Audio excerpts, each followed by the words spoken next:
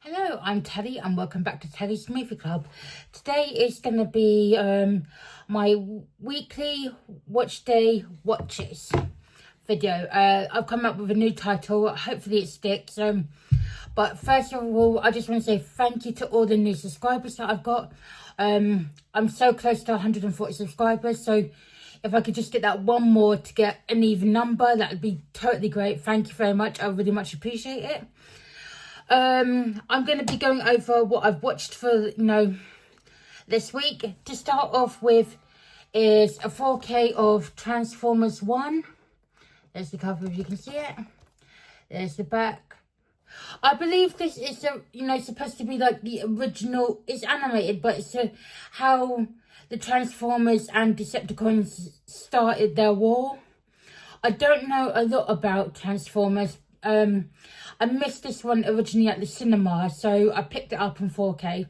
Watched it the other day. Well, I watched all of these the other day, so that doesn't really make sense. It was alright. I don't think I'm really into Transformers. I will give some of the live action ones a go, but I know the Michael Bay ones are a bit busy in certain scenes, so I don't know really where to start off with the Transformers. I thought this would be a great introduction because I wasn't around when the Transformers cartoon came out in the 80s. I was a 90s kid. So, this is like my first introduction to Transformers. It was alright.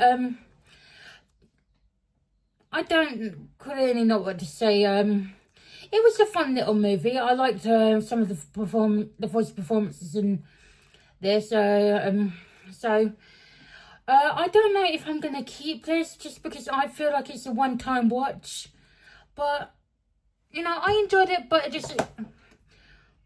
I'm not sure how I feel about the Transformers universe. Sorry if if you really like it and, please don't hate me. It's just like, this was my first sort of film going into it. I didn't know what to expect. I don't know if I'm a fan. I didn't think I had put the Blu-ray back, but I did. The next one up is a Blu-ray of Marching Powder. It's got Danny Dyer in it. Plays sort of like he's a middle-aged man, sort of in like a gang. It's a gang, but not a gang. He starts fights. He's doing a lot of the old powder, if you know what I mean. He gets arrested after a football match. He's starting a fight, and then he's got. He has a court order for 6 weeks to change his life. He gets sentenced to couples therapy, and then his father-in-law also wants him to take care of his brother-in-law because his brother-in-law is I believe has got schizophrenia. So he's a bit of a loose cannon, and of course Danny Dyer's character is messes up time after time in the 6 weeks, but he does do enough to pardon himself to stop him going to jail because he's got a wife and he's got a young kid. There is a lot of extreme language in this film. The 4-letter C word. So if you're not comfortable with that, I wouldn't suggest watching this. It was pretty much in every sentence. Not quite in every sentence, but you know what I mean. It was a good film. It was most of these are first time watches, so this was a first time watch. I enjoyed this. I will watch it again. But just because I kind of like the sort of rough London sort of films.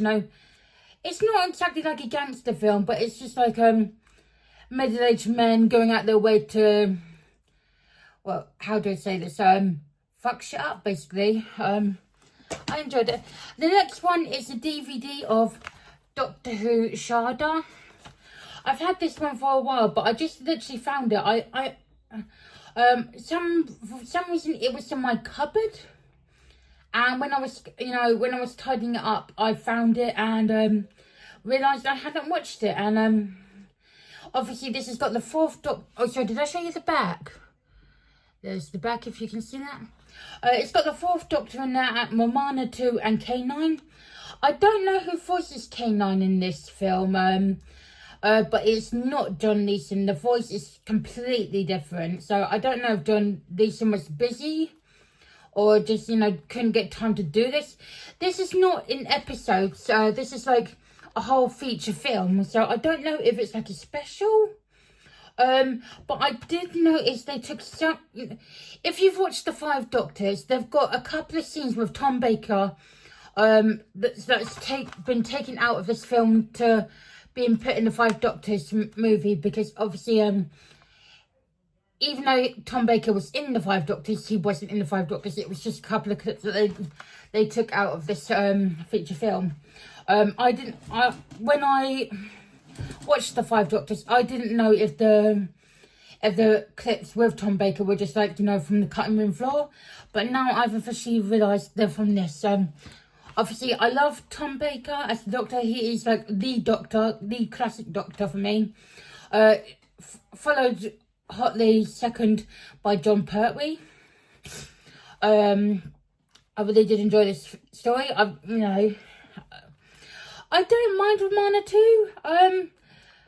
You know, I kind of like her, but I just like, I've got more stories of her, you know, more stories with her in than Romana 1. So I don't know if I'm missing any Romana 1 stories.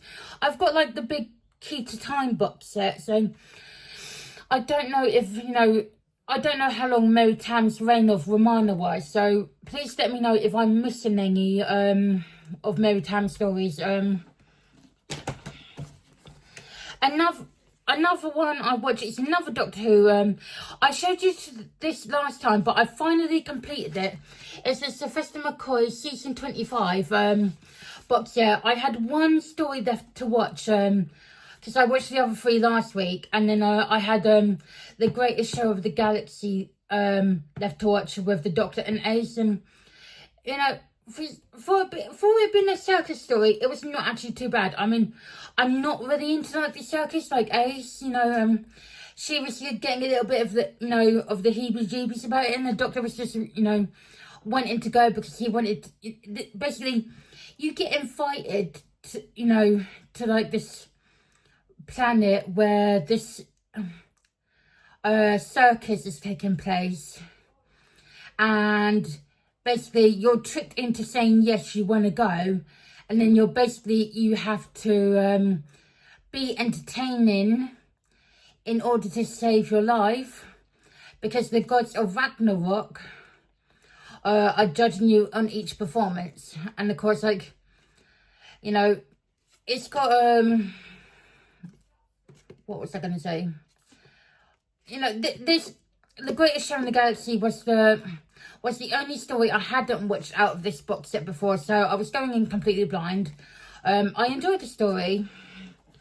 So that's officially finished with now. And of course, my last physical media film that I've got in my pile, I am also going to be talking about some stuff that I've streamed, but I also watched for the first time Sisu. Only, you know, I've had this disc for quite a while. I've had it for maybe a year and a half. I can't remember exactly when it came out, but I found out there's a sequel coming out in November, so I'm thinking I have to watch this. I knew it was basically it's like old man John Wick fighting Nazis. The kills were fun, you know, there was one kill where this German soldier is in a minefield, and he's trying to find this guy, and basically I would have loved to have seen his face, because basically this guy throws a landmine at him, and all you could think of was like, oh shit, I'm dead. you know that sort of like, I'm fucked and I know it sort of look.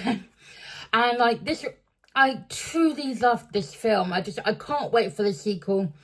You know, it was so badass. You know, I love like the John Wick type films, but this was really good. I've still got to check out Nobody. That's like, because I know that's like from one of the producers, or like someone that worked on the John Wick films. So I've got to watch that, but I'm hoping to do a Nobody 1 and 2 sort of, sort of binge watch, because obviously I haven't seen Nobody yet. But, this is a good film. Please watch it. If you take anything I said today, watch this film if you like, the John Wick sort of type films. Okay, now I'm going to be telling you everything I've watched, which is on streaming, which I don't think is too much. Hang on, let me find it. If you do hear a noise, it's my phone, because obviously I'm using voiceover so I can read my stuff. So if you hear it, I do apologise, but I have turned it down very... on iTunes, I watched the film Y2K. Fun little, teenage sort of end of the world type thing, basically college kids go to a party on the last day of humanity, basically, and Y2K kicks in, and these kids have got to save their town and potentially save the whole world. I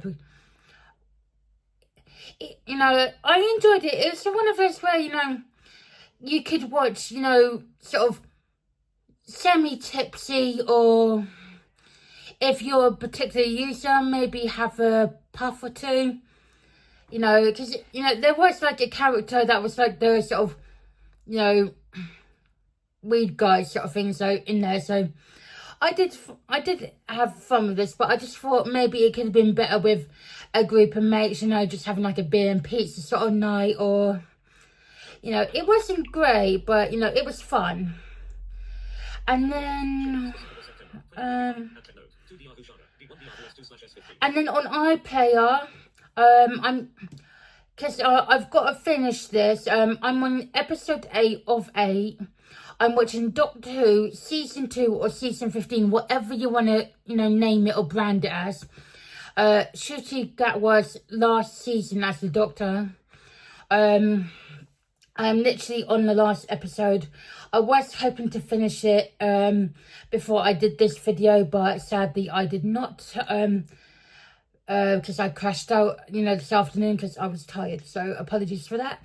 But this time next week, I would have finished it, and I would have got a load more underneath my belt. So I believe that's all I've watched, for this week. So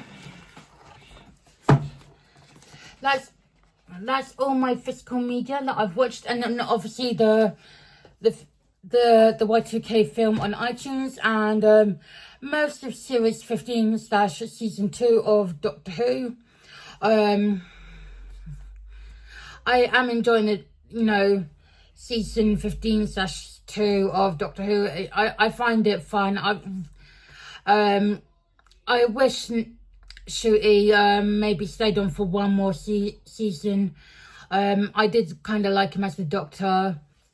I felt we didn't really get much of him, much of his potential. He's like, if I think he's the second shortest Doctor in episodes, because obviously Christopher Eccleston only did 1 season and Ncuti's only done 2.